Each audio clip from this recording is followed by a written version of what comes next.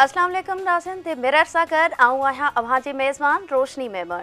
नाज़रीन अॼु असां पंहिंजे प्रोग्राम में हिकु अहिड़े मेगा मनसूबे जो ज़िक्र कंदासीं जेको शुरू थियण खां अॻु ई करप्शन ऐं बद इंतज़ामी जे वर चढ़ी वियो। जी हा, आऊं ज़िक्र कयां पई हैदराबाद सखर M6 मोटरवे मनसूबे जो, जेको गुज़िरियल केतिरनि ई सालनि खां रोलड़ जो शिकार रहियो ऐं मनसूबो शुरू थियण खां अॻु ई करप्शन जे वर चढ़ी वियो। Hyderabad Sukkur M6 motorway mega मनसूबो शुरू थियण खां अॻु ई करप्शन जे वर चढ़ी पियो। हैदराबाद सखर मोटरवे मनसूबे में अरबे रुपयनि जी करप्शन ज़ाहिरी तौर नौशरो फिरोज़ ऐं मटियारी ज़िलनि जा अॻूणा DCs मुख्य किरदार। नौशरो फिरोज़ जो अॻूणो DC तशफ़ीन आलम अरबे रुपयनि जी करप्शन करे परॾें खिसकी वियो। मटियारी जो अॻूणो DC अदनान रशीद गिरफ़्तार थियल। मेगा करप्शन केस में एंटी करप्शन FIA ऐं नेब जे धारदार जांच जो को बि नतीजो न निकिरी सघियो। नौशरो फिरोज़ जे DC तशफ़ीन आलम समेत 19 जवाबदारनि जा नाला ECL में विझण जी सिफ़ारिश, संदन नाला पासपोर्ट कंट्रोल लिस्ट में बि शामिल। परॾे फरार थी वियल अॻूणे DC तशफ़ीन आलम रेड ऐं ब्लू नोटिस जारी करण लाइ FIA इंटरपोल सां राब्तो करे वरितो।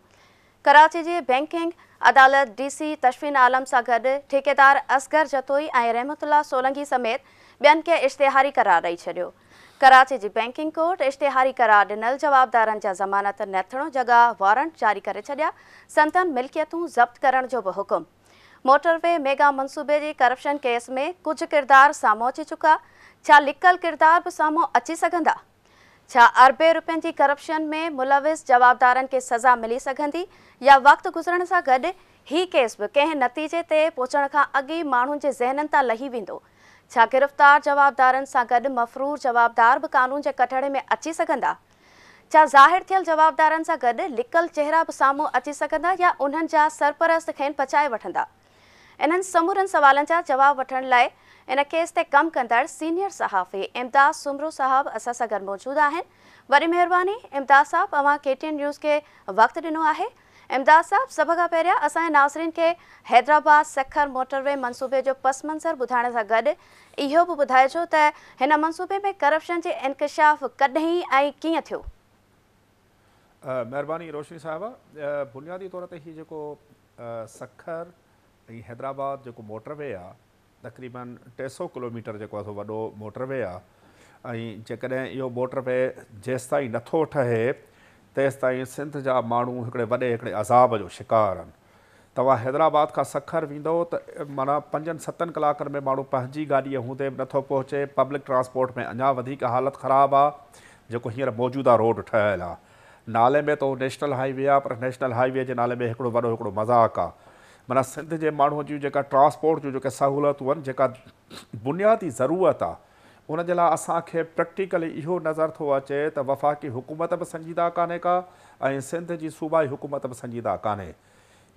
इन रोड सां इन संजीदगीअ जो माना तव्हां इन मां बि अंदाज़ो लॻाए सघो था त जामशोरो खां जेको सेवण रोड आहे, जेके हींअर खूनी रोड चयो थो वञे, जिते एवरेज हफ़्ते में 3-4 वॾा हादसा था थियनि, उहो बि रोड हिन महिल ताईं मुकमल तौर ते तामीर न थियो आहे। मजबूरी तौर ते सिंध जो माण्हू इन सफ़री सहूलियतुनि जे करे केतिरियूं ई क़ीमती जानियूं हर रोज़ु विञाइनि था। हिकु हादसे में 20 माण्हू, हिकु हादसे में फैमिलीअ जा जेके आहिनि से 15 माण्हू बि असां फैमिलियुनि जा माना ॾिसूं था। जीअं ताज़ो सेवण वटि हादसो थियो।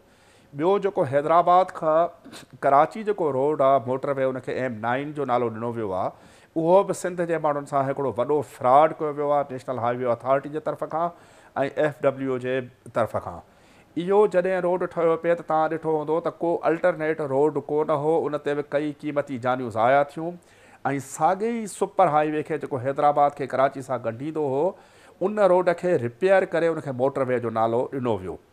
ऐं सिंध जे माण्हुनि जे घणे इंतज़ार खां पोइ जॾहिं सखर हैदराबाद मोटरवे जी ॻाल्हि साम्हूं आई ऐं उन लाइ जॾहिं पैसा रखिया विया, सिंध जे माण्हुनि तमामु घणो उन ते एहतिजाज कयो, सिंध हुकूमत एहतिजाज कयो।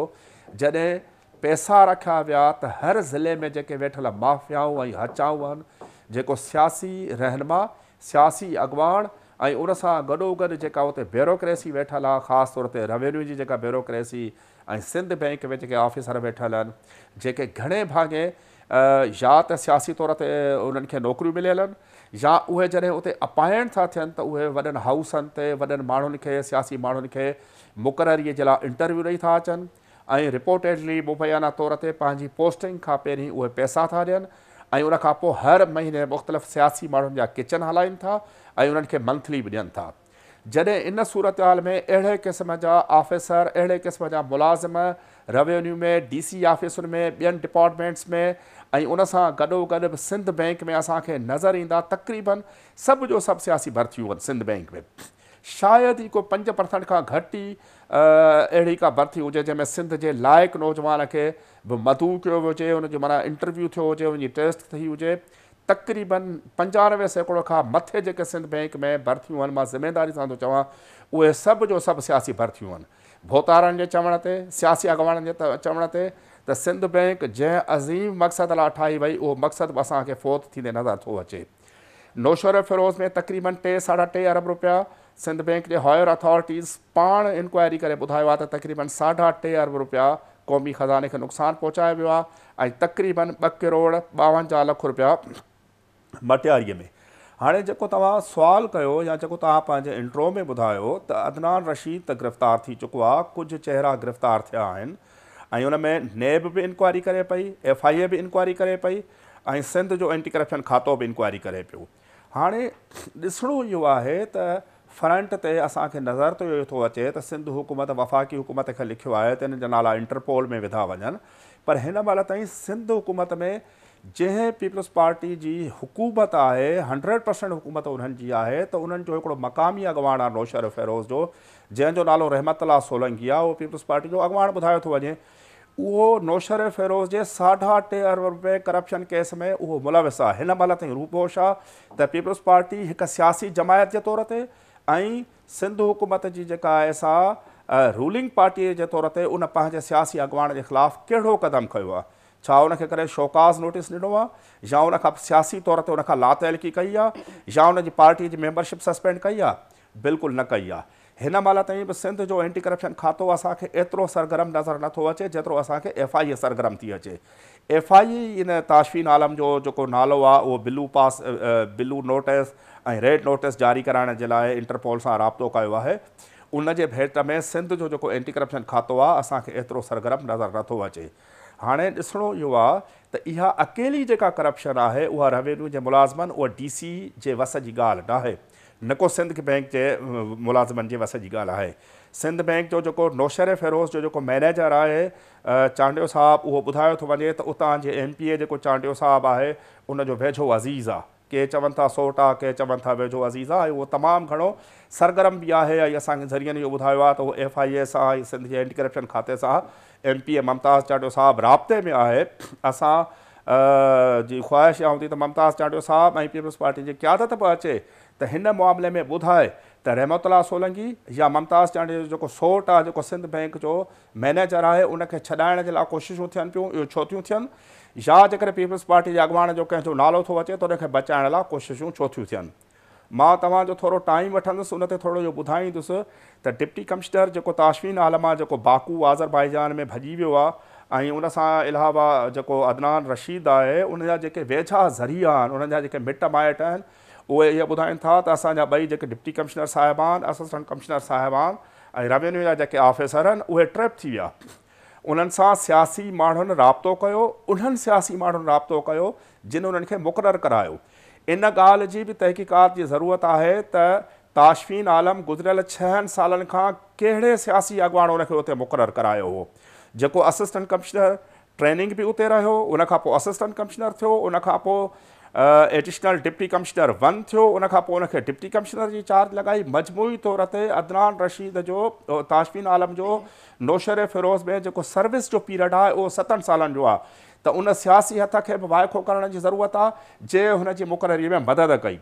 उनखां अलावा इन्हनि जे जेको माइटनि जो वेझनि सोर्सिस जो, उनजे ज़रियनि जो इहो चवणु आहे त उन्हनि खे सियासी अॻवाननि इहा यकीन दहानी कराई त तव्हां पंहिंजे हिसे जो 50 करोड़ 60 करोड़ रुपया खणो, बाक़ी पैसा असांखे ॾियो, त जेके बि खातेदार आहिनि त उन्हनि खे असां पाण पेमेंट करे तव्हांखे रिकार्ड सिधो करे ॾींदासीं। इहा त महिरबानी आहे सोशल मीडिया जी ऐं मीडिया जी जो इहो इंक्वायरी इहा जेको आहे सो स्कैंडल ॿाहिरि आयो, न त महीनो खनि जेकॾहिं देरि थी वञे हा त इहो स्कैंडल बिल्कुलु ख़तमु थी वञे हा ऐं इहो रिकॉर्ड दुरुस्त थी वञे हा। कंहिं बि खातेदार खे इहा हिमत न थिए हा त उहो चवे हा त मुंहिंजा जेकॾहिं 10 लख रुपया त मूंखे लख रुपयो ॾिनो वियो। उन्हनि खां आङूठा हणाए सही कराए ज़बरदस्ती उनखे पुलिस खे रेवेन्यू खे इस्तेमालु करे इहो रिकॉर्ड सिधो कयो वञे हा। त हाणे ॾिसण जी ज़रूरत इहा आहे त हीअ जेके बाज़ार चहिरा आहिनि जिन ते FIR थियूं आहिनि, जिन जे ख़िलाफ़ु सिंध जो एंटी करप्शन खातो नैब ऐं FI तहक़ीक़ात कनि था, उनजा नाला बि साम्हूं अचनि था, उन्हनि ते वारंट बि निकिरनि था, उहे इश्तिहारी ॾोहारी बि करार ॾिना विया आहिनि ऐं उनखां अलावा उन्हनि जी जाइदाद ज़ब्तीअ जा अदालतुनि आर्डर बि कया आहिनि। उन आर्डर जी त माना जेको आहे सो बिल्कुलु आजियां करणु घुरिजे। हिकु ॻाल्हि मां पंहिंजे नाज़रीन लाइ वज़ाहत कयां त हीअ जेका प्रॉपर्टी ज़ब्त कई वई आहे, जंहिंखे अदालत जी ॿोली में प्रॉपर्टी अटैच चयो थो वञे, त हाणे उन में हिकु वधीक बहितरी इहा आई आहे इन कानून में त उनमें उनजी जेका डिजिटल प्रॉपर्टी हूंदी उहा बि ज़ब्त थींदी। डिजिटल प्रॉपर्टी मां मुराद इहा आहे त उनजो शनाख़्ती कार्ड बि ब्लॉक थींदो, उनजो पासपोर्ट बि ब्लॉक थींदो ऐं उनजा बैंक अकाउंट बि सीज़ थींदा। ऐं इनखे इन कोर्ट जे आर्डर खे सही लेटर एंड स्पिरिट सां अमल कराइण जी ज़रूरत आहे त जीअं इन्हनि माण्हुनि जा ताशफीन आलम त मुल्क खां ॿाहिरि भॻल आहे, उन सां गॾोगॾु जेको असगर जतोई आहे NH जो ठेकेदार ॿुधायो थो वञे, ऐं रहमतुल्लाह सोलंगी आहे ऐं ठारो ख़ान सोलंगी जेको तपेदार आहे, ऐं रहमतुल्लाह सोलंगी जेको पीपल्स पार्टी जो अॻवान आहे, इन्हनि जा अकाउंट बिल्कुलु सीज़ थियणु घुरिजनि, इन्हनि जा पासपोर्ट ज़ब्त थियणु घुरिजनि ऐं इन्हनि खे गिरफ़्तार करे कानून जे कटहरे में आंदो वञे। जी अच्छा इमदाद साहब, इहो बि ॿुधाइजो त एॾे वॾे मेगा मनसूबे में करप्शन जी जांच लाइ एंटी करप्शन FIA ऐं नेब जूं धार टीमूं जोड़ण जो छा मक़सदु आहे?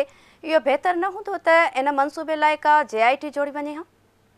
बहितर ऐं आइडियल कंडीशन इहा आहे त FIA या नेब इन जी तहक़ीक़ात करे सिंध जे एंटी करप्शन खाते खे इन खां ॿाहिरि रखियो वञे, छो जो सिंध जो एंटी करप्शन खाते जी हिन महिल ताईं जेका परफॉर्मेंस आहे उहा का सुठी परफॉर्मेंस न रही आहे।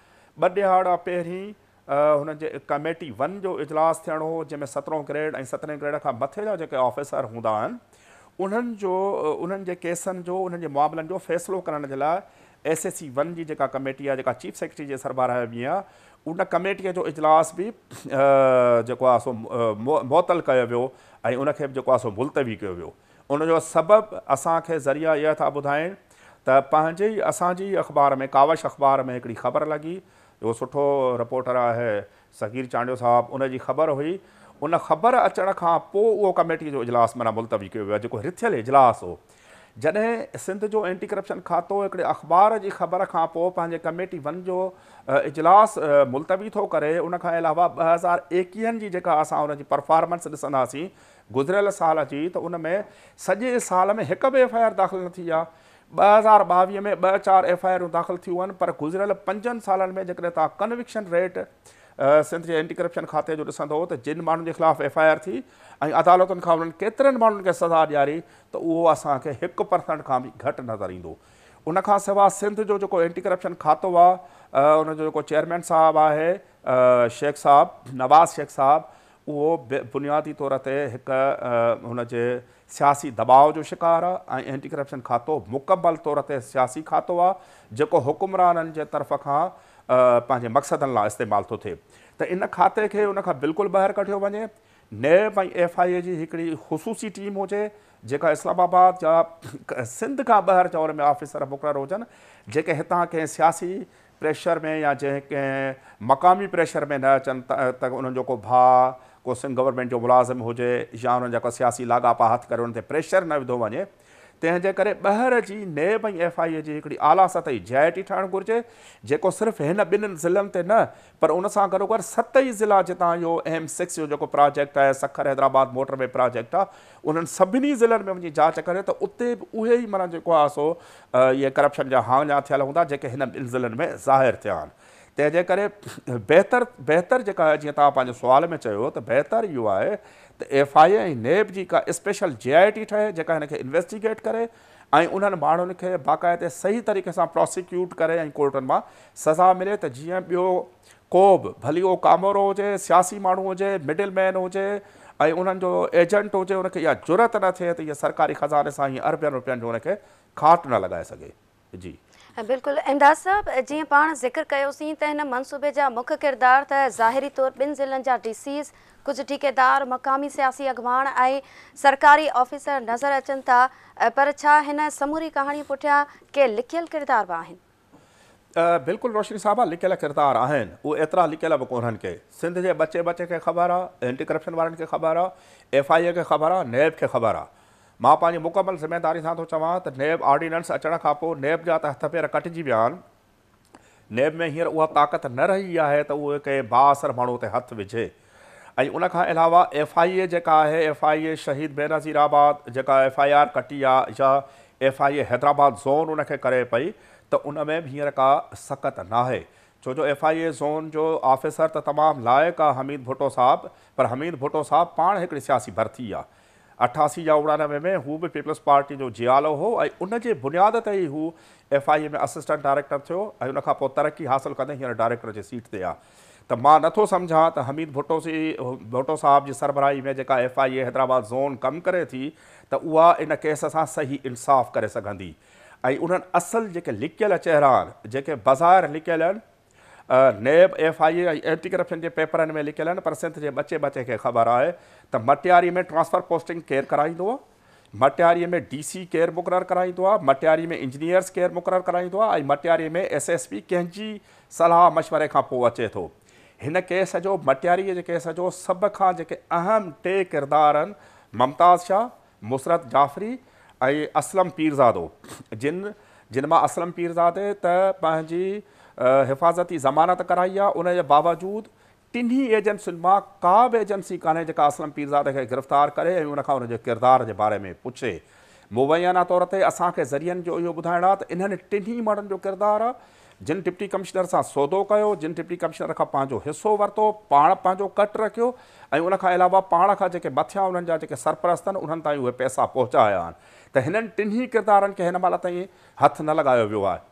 ऐं असलम पीरज़ादे जे राति इहो आहे त NICL में जेका अरबें रुपयनि जी जेका करप्शन थी, उन में बि हीउ मुख्य जवाबदार हो, ऐं मुख़्तलिफ़ दौरनि में हीउ करप्शन जे मुख़्तलिफ़ मामलनि में मुलविस रहियो आहे। मुसरत जेको जाफ़री साहिबु आहे, जेको बेसिकली मुसरत मल्लाह आहे, उनजे लाइ बि घणियूं ॻाल्हियूं साम्हूं अचनि थियूं त हू पुलिस जी ट्रांसफर पोस्टिंग खां वठी करे उते मैनपुरी, मंशात ऐं गुटके जे वापार में मुलविस आहे।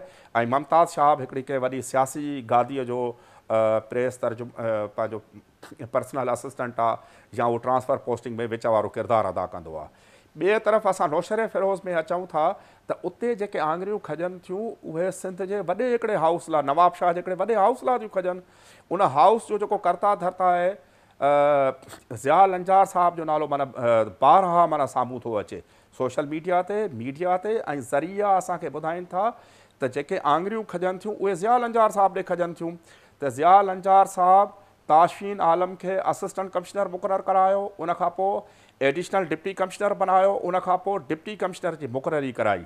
त हीउ जेको नवाब शाह जो जेका पूरी जेका डिवीज़न आहे, उनजो जेको सियासी ऐं इंतिज़ामी मामला हलाईंदड़ जेको सरबराह जे तौर ते जॾहिं ज़िया लंजार साहिब जो नालो थो अचे, त ज़िया लंजार साहिब खे बि पंहिंजी पोज़ीशन वाज़े करणु घुरिजे ऐं ॿुधाइणु घुरिजे त हुनजी जॾहिं ताशफीन आलम साहिब सां एॾी अटैचमेंट हुई, त हींअर जॾहिं हिन जे मथां हेॾो वॾो ब्लेम आयो आहे, त हू बि पंहिंजी माना वज़ाहत पेश करे ऐं उनखे गिरफ़्तार करण में, जेके बि लिकियल ऐं ज़ाहिर चहिरा आहिनि उनखे ज़ाहिर करण में ज़िया लंजार साहिबु मदद करे। हिन महिल ताईं असांखे ज़रियनि इहो ॿुधायो आहे त जेको सजाद मेमून आहे सोशल वेलफेयर ऑफिसर, उन पंहिंजी प्राइवेट गाॾीअ में डिप्टी कमिश्नर खे जॾहिं मटियारी वारो केस साम्हूं आयो, त हिननि खे इहो ख़बर पइजी वई त हाणे ॿियो जेको केस खुलंदो उहो नौशर फिरोज़ वारो आहे। त सजाद मेमून जेको सोशल वेलफेयर ऑफिसर आहे, उन पंहिंजी प्राइवेट गाॾीअ में DC खे जुमे वारे ॾियारे ते हितां नौशर फिरोज़ मां खयों ऐं उनखे वठी आयो, ऐं उनजो जेको घरु आहे बहरिया टाउन में, उते घर मां हिन कुझु शयूं खयूं, कुझु शयूं छॾियूं। उनखां पोइ उनजो जेको सालो आहे ताशफीन आलम जो, सजाद उल हक़ नालो आहे, उहो बि उन्हनि सां गॾु हलियो ऐं हुनखे एयरपोर्ट ते वठी आया। एयरपोर्ट ते FIA हुनजी सही तरीक़े सां जांच जूच न कई ऐं अहिड़े तरीक़े सां अरबे रुपयनि जो मेन मुलज़िम, मेजर जेको अक्यूज़ड आहे, उहो मुल्क खां फ़रार थियण में कामयाबु थियो। FIA ते कार्रवाई कई आहे त पंहिंजे शिफ्ट इंचार्ज खां वठी 2 ऑफिसरनि खे, 3 ऑफिसरनि खे सस्पेंड कयो आहे त ताशफीन आलम मुल्क खां कीअं निकितो। ऐं सजाद मेमून भी शायदि एंटी करप्शन वटि गिरफ़्तार थी चुको आहे। सजाद उल हक़ खे FIA गिरफ़्तार कई आहे, जेको ताशफीन आलम जो सालो आहे, उन वटां USB ऐं लैपटॉप बि DC साहब जो बरामद थियो आहे। पर सुवाल इहो पैदा थो थिए त ॿिन्ही ज़िलनि जा जेके डिप्टी कमिश्नर आहिनि उन्हनि में एतिरी सख़्त ई न आहे त उहे एतिरो वॾो अरबे रुपयनि जो धाड़ो हणनि जेसि ताईं को वॾी सियासी शख़्सियत उन्हनि खे जी आशीर्वाद न हुजे। हाणे उहा जेका सियासी शख़्सियतूं इन परदे जे पुठियां आहिनि उनखे ज़ाहिर करण जी सख़्त हिन महिल न सिंध एंटी करप्शन में आहे, न नैब सिंध में आहे, न FIA में आहे। इन करे वरी असां पंहिंजी इहा ॻाल्हि दोहरायूं था त FIA ऐं नैब जी हिकिड़ी आला सतही हिकिड़ी JIT ठाही वञे जेका सिंध खां ॿाहिरि जा ऑफिसर उन में हुजनि ऐं जेका इन मामले जी तहक़ीक़ात करे। जी इमदाद साहब, जीअं अवां ॼाणूं था त हिन मनसूबे में अरबे रुपयनि जी करप्शन ज़ाहिर थियण खां पोइ बि वज़ीर आज़म शहबाज शरीफ़ कुझु ॾींहं अॻु ई मनसूबे जी पीढ़ जो पथर रखी छॾियो आहे। अव्हां खे छा थो लॻे त वाक़ई ही मनसूबो मुक़ररु कयल 30 महीननि में मुकमल थी सघंदो? 30 महीननि में मुकमल थींदे त नज़र नथो अचे, हिन में टाइम मिलंदो। पर हिन मनसूबे जे करे रोशनी साहिबा जेका सभ खां वधीक सिंध जे माण्हुनि खे जेका ॻाल्हियूं ॿुधणियूं पियूं आहिनि या असांजो मुल्की लेवल ते या दुनिया लेवल ते जेको परसेप्शन ठाहियो वियो आहे त सिंधी माण्हू जो मतिलबु इहो आहे त उहो करप्ट, सिंधी माण्हू जो मतिलबु इहो आहे त उहो अयाश ऐं सिंधी माण्हू जो मतिलबु आहे त उहो नाइल। त भली उहो डिप्टी कमिश्नर साहिबान पंजाबी आहिनि पर उन्हनि खे मदद कंदड़, उन जे पुश्त पनाही कंदड़, उन्हनि खे मुक़ररु कराईंदड़ उहे त असां सभु पाण सिंधी आहियूं। त अहिड़े क़िस्म जा जेके अरबे रुपयनि जा जॾहिं खाट लॻनि था या अहिड़े अरबे रुपयनि जी जेकॾहिं करप्शन थिए थी त असां सिंधी माण्हुनि जो पाकिस्तान लेवल ते ऐं दुनिया लेवल ते जेको परसेप्शन आहे, जेको असांजो तारुफ़ आहे, उहो अञा वधीक ख़राबु थिए थो। असांजी त उमेदु आहे, दुआ आहे त इहा वफ़ाक़ी हुकूमत हिन मनसूबे खे पूरो करे। पर जीअं कराची हैदराबाद वारो जेको मोटरवे जे नाले में सिंध जे माण्हुनि सां फ्रॉड कयो वियो त ही मोटरवे बि असांखे मुकमल टाइम ते पूरो थींदे नज़र कोन थो अचे। हींअर त जेका PDM जी हुकूमत आहे, में पीपल्स पार्टी ऐं आसिफ ज़रदारी साहब उन जा कर्ता धर्ता आहिनि, त उहे पंहिंजो प्रेशर विझराइनि त जीअं इहो रोड जल्दी ठही सघे। सियासी तौर ते जेसिताईं इहो प्रेशर न वेंदो, सिंध हुकूमत जो प्रेशर न वेंदो, पाकिस्तान पीपल्स पार्टी जो प्रेशर न वेंदो, त इहो मनसूबो असांखे जल्दी मुकमल थींदे नज़र नथो अचे। जी अच्छा इमदाद साहब, जीअं त माज़ी में बि हीउ मनसूबो लाॻीतो सियासत ऐं बद इंतिज़ामिया जे वर चढ़ंदो रहियो आहे, हाणे अव्हां खे छा पियो लॻे त करप्शन जे एॾे वॾे स्कैंडल खां पोइ हाणे इन मनसूबे में का रुकावट न ईंदी ऐं इहो मनसूबो वक़्त सिर मुकमल थियण सां सिंध वासियुनि जो सफ़री मुश्किलातूं कंहिं हद ताईं ख़तमु थी वेंदियूं? रोशनी साहिबा ॾिसो, जेकॾहिं फेडरल गवर्नमेंट चाहे, छो जो हीउ 400 अरब रुपए खां वॾे जो प्रोजेक्ट आहे, उन में जेकॾहिं 2-4 अरब रुपयनि जी जेकॾहिं करप्शन थी आहे त उन सां मजमूई तौर ते हिन मनसूबे ते असरु न पवणु घुरिजे। पर जेकॾहिं फेडरल गवर्नमेंट सिंध सां सिंसियर न आहे ऐं महसूसु थींदो आहे त वफ़ाक़ी हुकूमत सिंध जे मनसूबनि सां का दिलचस्पी न रखंदी आहे।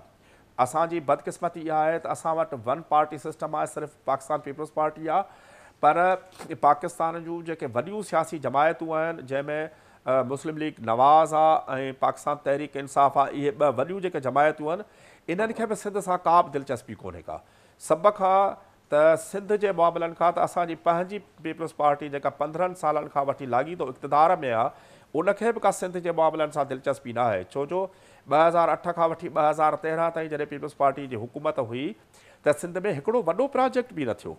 आसिफ ज़रदारी साहब मुल्क जा मुल्क जा सदर हुआ त सिंध में का वॾी का असांखे विज़िबल चेंज नज़र न आई।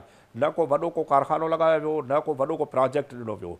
इहो मोटरवे जे नाले में जेको फ्रॉड आहे, इहो नवाज़ शरीफ़ जी हुकूमत में थियो। अबरो सबरो रोड जेको मिलियो उहो नवाज़ शरीफ़ जे दौर में मिलियो।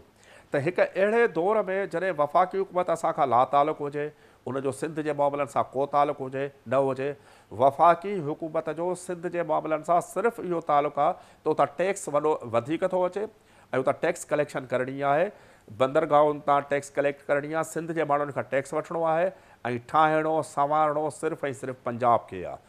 नवाज़ लीग ते अॻ ई इल्ज़ाम आहे त उहा GT रोड जी पार्टी आहे, त हुन अमली तौर ते साबित बि इहो कयो आहे त उहा GT रोड ऐं सेंट्रल पंजाब जी पार्टी आहे। तहरीक इंसाफ़ जी त का अकल असांखे सिधी नज़र नथी अचे।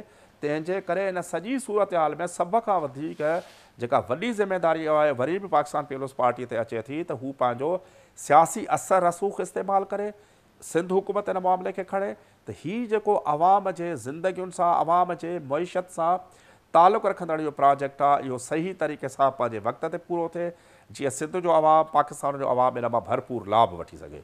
जी वॾी महिरबानी इम्तियाज़ साहब।